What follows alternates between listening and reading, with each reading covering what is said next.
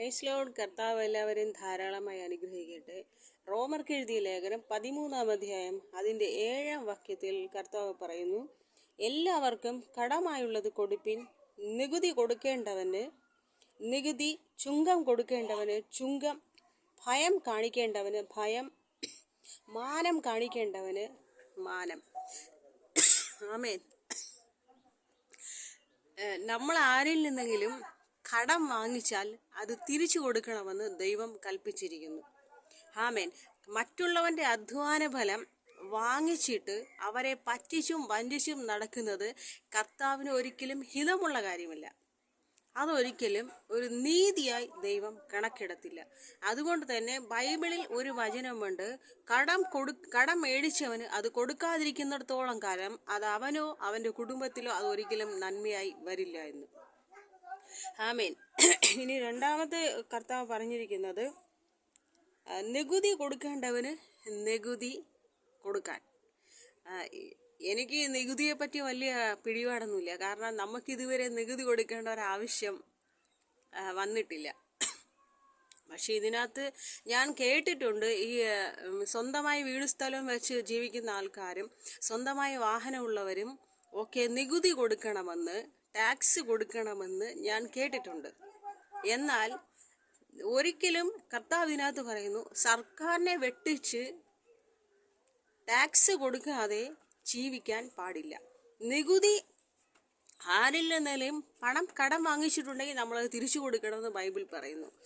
നികുതി കൊടുക്കേണ്ടവന്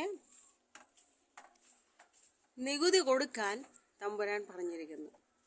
അപ്പം സർക്കാരിനെ വെട്ടിക്കുന്നത് അത്ര നല്ലതല്ല എന്നാണ് ഈ പറഞ്ഞിരിക്കുന്ന വചനത്തിൻ്റെ അർത്ഥം. കാരണം നികുതി കൊടുക്കാതെ തട്ടിപ്പും വെട്ടിപ്പും കാണിച്ച് ജീവിച്ചാൽ പിന്നീട് അത് അവർക്ക് തന്നെ വിനയായി വരും. ആമേൻ.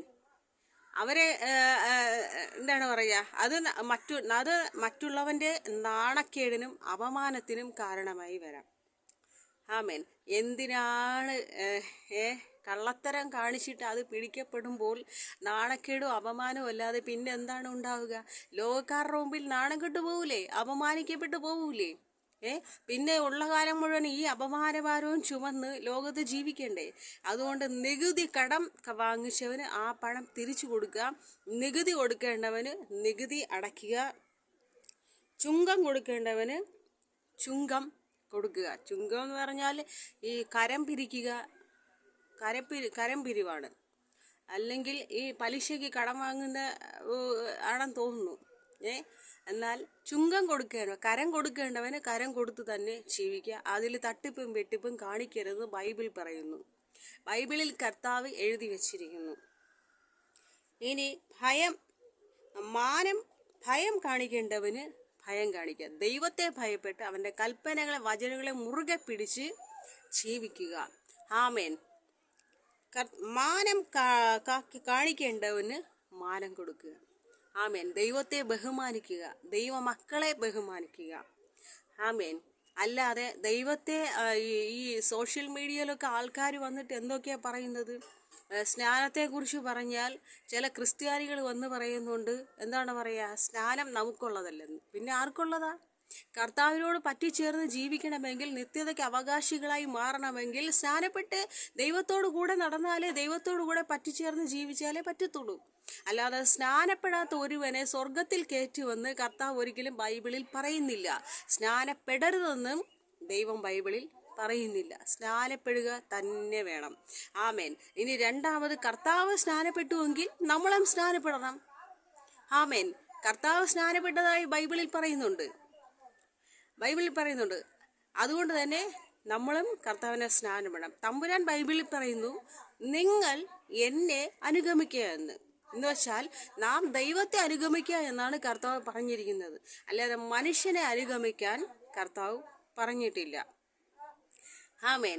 പിന്നെ ചിലർ പറയുന്നുണ്ട്, എന്താണ് എന്താ ഇത് ആമേൻ. ഇനി ചിലർ പറയുന്നുണ്ട്, ചിലർ പറയുന്നുണ്ട് ദശാംശം കൊടുക്കാൻ പാടില്ല, സ്തോത്ര കാഴ്ച കൊടുക്കാൻ പാടില്ല എന്ന്.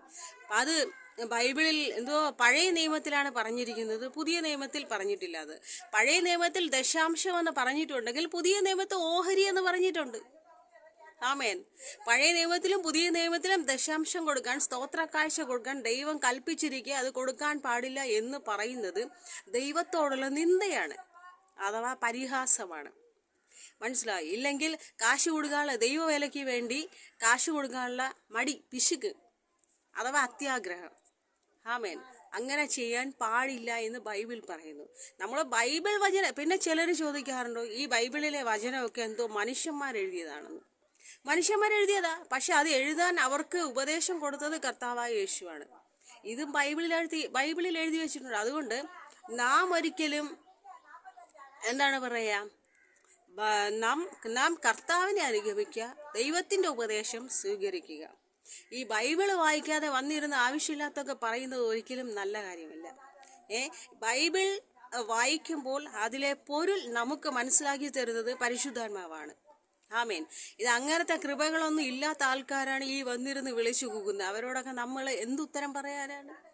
അതുകൊണ്ട് കർത്താവ് പറയുന്നു, കടം വാങ്ങിച്ചവന് ആ പണം തിരിച്ചു കൊടുക്കുക, നികുതി അടയ്ക്കേണ്ടവൻ നികുതി അടയ്ക്കുക, ചുങ്കം കൊടുക്കേണ്ടവൻ, കരം കൊടുക്കേണ്ടവൻ കരം കൊടുക്കുക, ഭയപ്പെടേണ്ടവനെ, കർത്താവ് യേശുവിനെ ഭയപ്പെട്ട് അവന്റെ കൽപ്പനകളും വചനങ്ങളും അനുസരിക്കുക, മാനിക്കേണ്ടവനെ മാനിക്കുക, കർത്താവിനെയും അവന്റെ ദൈവ മക്കളെയും ബഹുമാനിക്കുക. ആവശ്യമില്ലാതെ വായി തോന്നിയത് വിളിച്ചു പറഞ്ഞാൽ അടി വരുന്ന വഴി അറിയൂല. ആമേൻ. ദൈവം എല്ലാവരെയും അനുഗ്രഹിക്കട്ടെ.